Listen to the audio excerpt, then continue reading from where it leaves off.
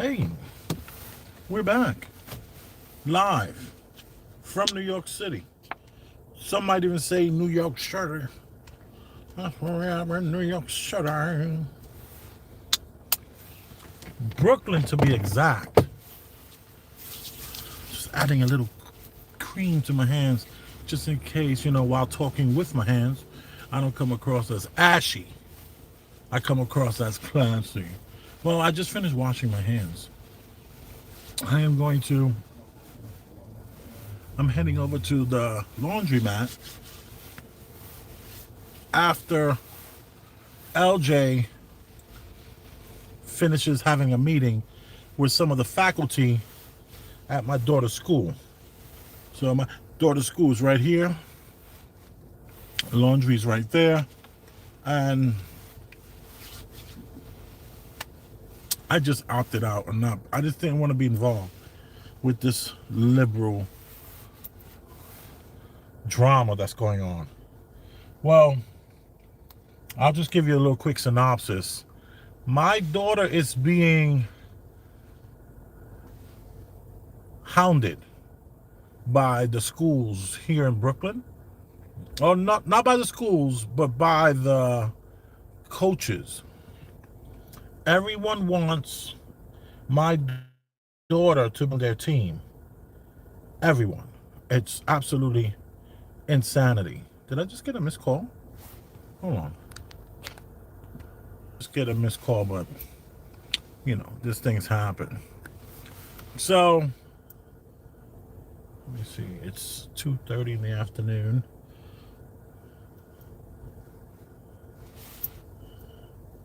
I have to set my watch. Today's the 5th.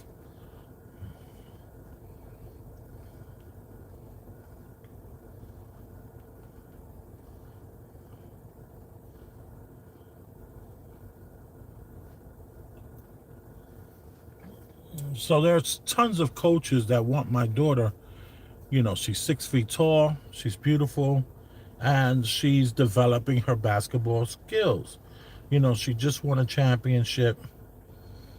And despite the fact that she's not a good shooter, despite the fact that she's not a good dribbler, she's still a problem on that court when it comes to catching the rebounds, blocking shots, the whole size matters thing. My buddy described it, Dr. Surgeon, the People's Doctor, also my co-host for the Premium Black News Channel. He said, the WNBA is still looking for their Jordan. Your daughter could be that with some hard work and dedication. So, and that was the WNBA. Excuse me if I said NBA. Let me take another cough drop. Still got that. Some residuals of that cold from the other week. From last week, Monday, Tuesday. And today's Thursday, so. But no, it's a dry cough. That's one of the reasons why we're washing the new blanket that we just got. It might have some sort of particles that's not agreeing with me, but I digress. Well, these coaches all around these schools all are coming to my daughter's games, and they all want her in their schools. Her current school doesn't have a girls basketball team.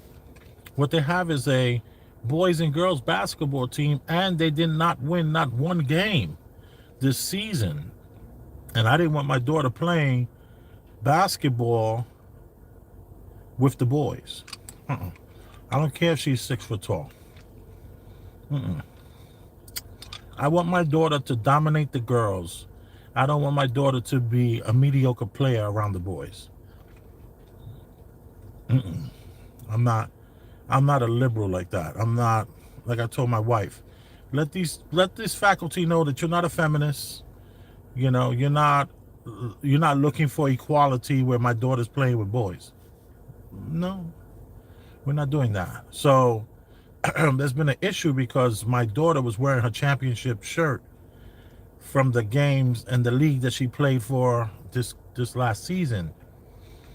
And they saw that and they were like pretty pissed off because my daughter, she got talked into joining the theater club. But instead of being in the theater club, my daughter sneaks over to practice with another school. There's another school, I'm not going to say the name, but that school practices at that girls basketball team practices at my daughter's school. And they practice from 4:30 to 7. And they're there almost every day. So my daughter's been practicing with them, and she used that ability to practice with them to play at that other school and won the championship, and she has the big trophy and all that kind of stuff. But the school here, they've been she's been practicing with a different team. So the school, her current school, found out that she was practicing with another school's team, and they were like, what's going on? If you're in this school, you have to be part of this team. So they called up mom, and there's at least 3 schools that want my daughter right now. But my daughter is really interested in playing for the team that she practiced the whole year with. Even though she never played on any games with them, she practiced with them because the coach has been trying to get my daughter for the last 3, since we got to Red Hook. We've been in Red Hook 3 years. So for 2 years prior to this season, he's been trying to be like, listen, I would like your daughter to at least practice with my team, get to know the girls, and then when she goes into the 9th grade, she'll be ready to play. And that'll be, I think, junior varsity. So there's just so much drama wrapped around these sports and these schools. It's like overwhelming. So I just didn't want any part of it. Listen, my daughter's not going to play with any boys and girls teams. She's going to play with that team that she's been practicing with. And, so it's just a lot of drama. I mean, the principal, it's 2 or 3 schools involved, plus everybody's principal and dean. It's like it's so amazing how these schools want the awards. They want to be able to say, yeah, we the ones that, had her first. Yeah, look, we got the trophy. It's crazy. It's just crazy. Anyway, I wanted to do a thought experiment. Let's go new plate. New plate is when we're going to change the subject from what we last talked about, and it could be abruptly. And we're going to discuss new plate. I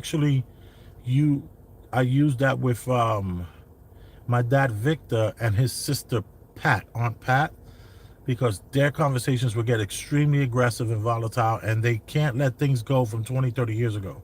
They're both in their 70s. So I worked, I did some coaching with them years and years ago.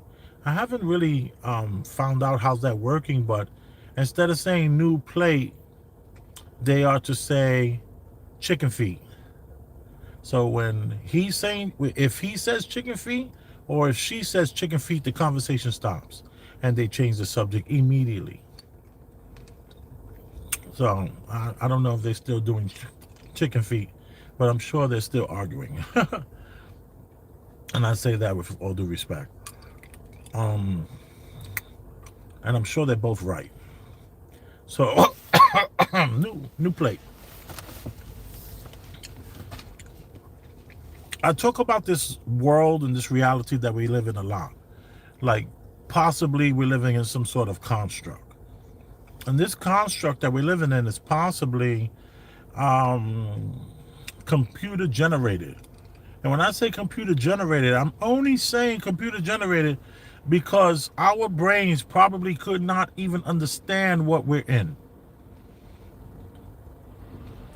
If we were able to find out exactly what we're in, the word inconceivable will come out. Excuse me if this is irritating you.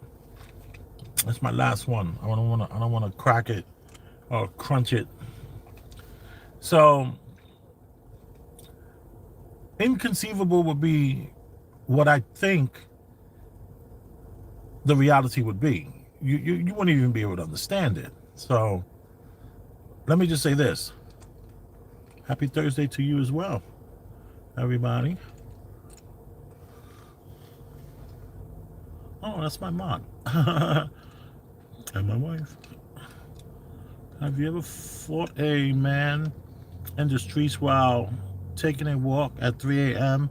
and you see a 2-year-old pineapple grow 3 feet long with 4 legs between its hands? I don't think so. I haven't had that pleasure of that. That was really bizarre.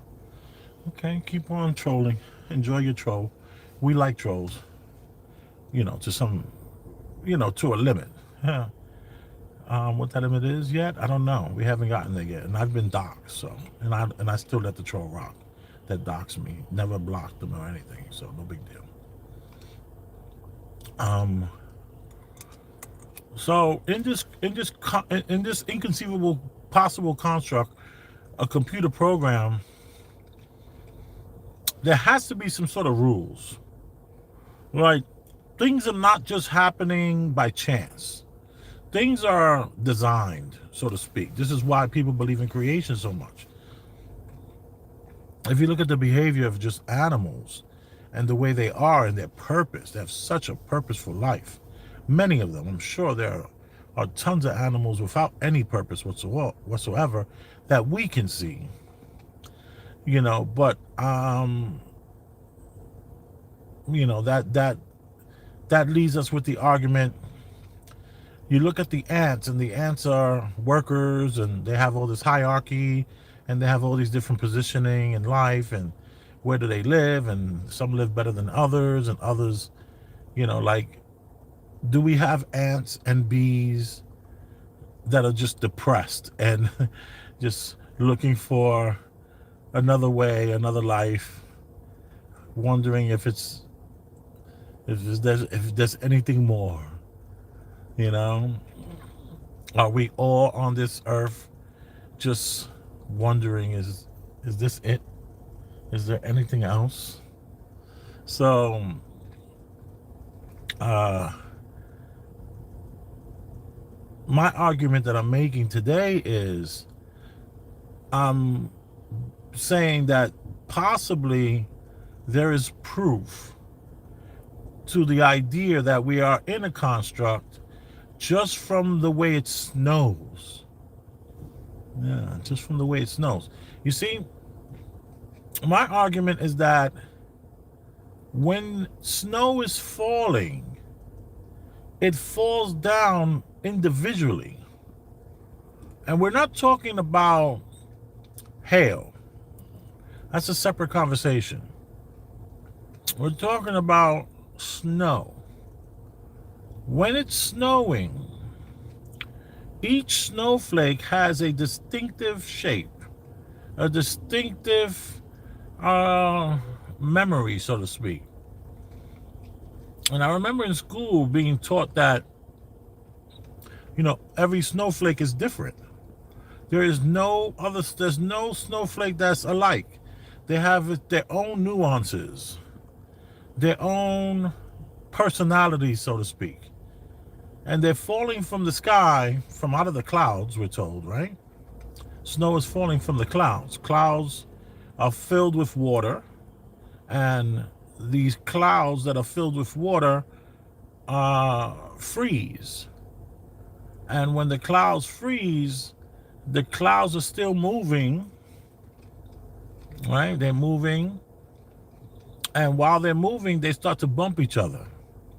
And when they bump each other, the snow falls down to the earth, or down to the sea, or down to the patio, or falls into the pool, or whatever it hits the power lines, it sticks to the power lines. And you ask yourself, what makes it stick to the power lines? Is sometimes it could be snowing and there's nothing on the power lines, but all the snow's on the ground. And that snow seems to be a lot more like dusty, like You can just blow it with a blower and like clear your whole. You can clear your whole entire driveway with a blower because there's just this light, fluffy snow that's come down. And I would argue that that still light, fluffy snow that comes down still sticks onto the trees, and it still sticks onto the power lines.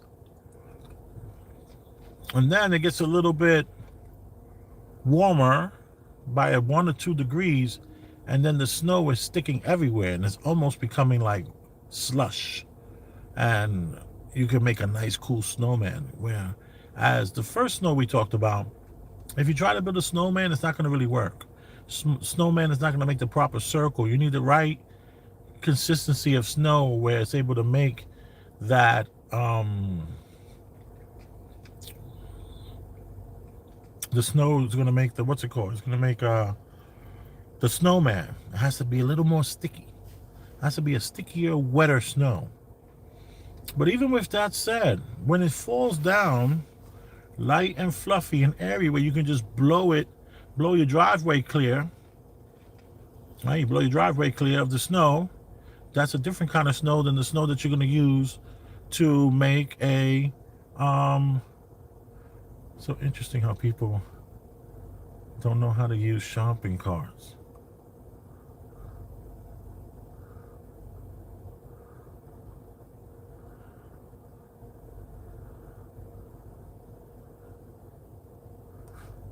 This generation is lost, man. I'm watching this guy across the street, and he just keeps, all right, now he turned it around. Finally, he turns this around, but he attempted to drive straight on from the little wheels from this little area here, instead of just knowing that you turn around and you pull it at some points, and then you turn it back straight. So anyway, I digress. I'm sorry about that.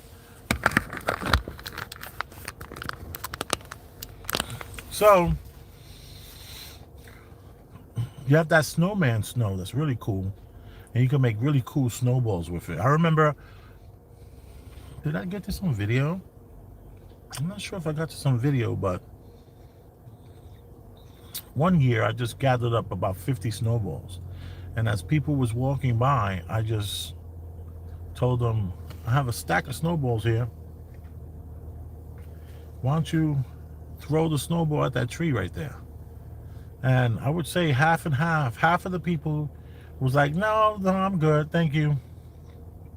And the other half picked up the snowball and they threw the snowball, and it just made everyone feel so much better. It was a pretty good social experiment I was doing. I don't remember recording it. I might have recorded, but I don't remember. And then there were times where I would gather up about 10 snowballs and leave them on top of a car, the hood of a car, or I would leave them on a park bench. And I've done that many of times where I would just make, 10 snowballs, make another 10, leave them somewhere, make another 10, leave it somewhere, and just would hope in my mind that people would take an opportunity from their days and just, have a moment where they throw a snowball. And I don't want people to necessarily throw snowballs at people's faces and become violent with it and start throwing snowballs at cars driving by. But throwing a snowball is as much fun as kicking the leaves in the fall. Whenever the fall hits, I like to pull over and kick the leaves with my kids. And we'll find big 4 or 5 foot stacks of leaves and just throw our bodies into them. It's like so much fun. And so I've done that with the snowballs and that particular type of snow. So my question is, when the snow is falling down and it collects onto the ground, why isn't the snow collecting in the sky? Why doesn't the snow collect in the sky? Why aren't there 4x8 sheets of snow coming down? No matter how much snow is falling down They do not gather until they hit the ground. Why is that? Why does the snow, why is the snow not collecting while in the sky? I don't know. The only thing I could think of is that these are the rules. These are the rules of this reality that we're in. That was written and dated, and I mean, just imagine if we were having to dodge boulders this big as they're falling down from the sky. The snow is, that same snow that you use for a snowman, it's now collecting as it's falling. So now, instead of you having an accumulation of snow just coming straight, coming to the left, coming right, what was that? Was that Forrest Gump, where he was like, yeah, the rain was falling straight down, sideways, crisscross, all those kind of ways that snow will keep on just falling down. It never collects, and you'll never have that huge boulder of snow smacking your car windshield. Why is that?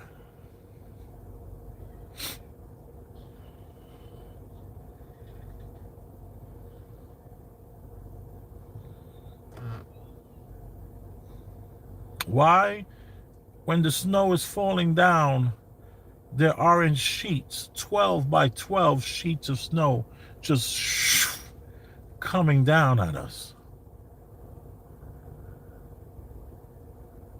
Why are they all separated until they hit the earth, until they hit the ground, until they hit the edge of your balcony? Right before that happens, right before the ability to smack into each other, we have snow that is totally separated, an individual, so to speak. They haven't joined the collective. They haven't joined the hive mind. They are raindrops, frozen raindrops that do not ever attach itself to anything until it hits the floor, the ground, the trees, your balcony, your terrace, your awning. So interesting to me, and I think it's because it's part of some sort of program, some sort of rules. There are rules here to where we're at. Nature has tons of rules.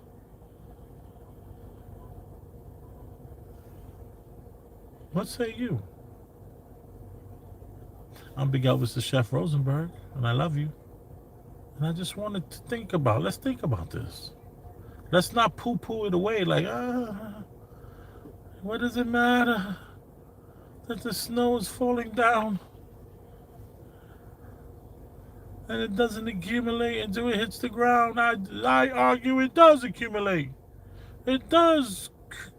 I don't see snowballs falling out the sky, man. I do not see snowballs falling out the sky. I've seen massive snow, like coming down where my whole hat is covered in snow in 5 minutes. Just the top of the hat, this in the hat, my shoulders. I'm like, everything it touches, it gathers.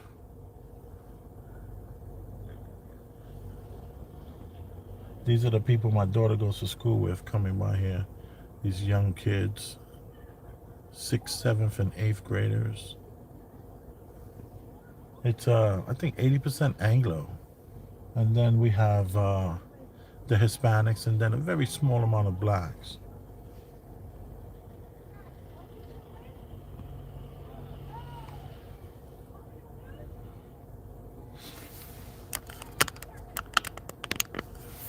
Anyway, I'm hoping that meeting is over with soon.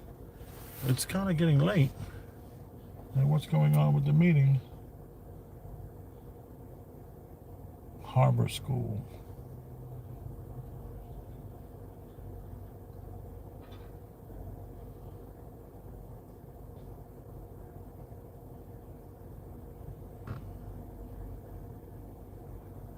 This might be the team actually, the boys team, because they're all wearing pants that are like blue with the logo of the school. One even has a jacket, a baseball style jacket, like a varsity jacket. The teacher just broke this all up. Teacher just came by and said, all right, come on, let's get out of here. Keep it walking.